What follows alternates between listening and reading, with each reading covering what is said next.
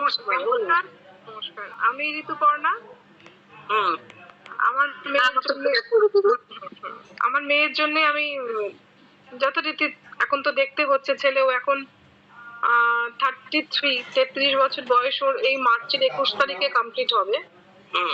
তো এবার আপনি বলুন, আপনি কি মেয়ের সম্বন্ধে কি জানতে চান, তারপরে আমি আপনার ছেলের সম্বন্ধে জানতে চাই।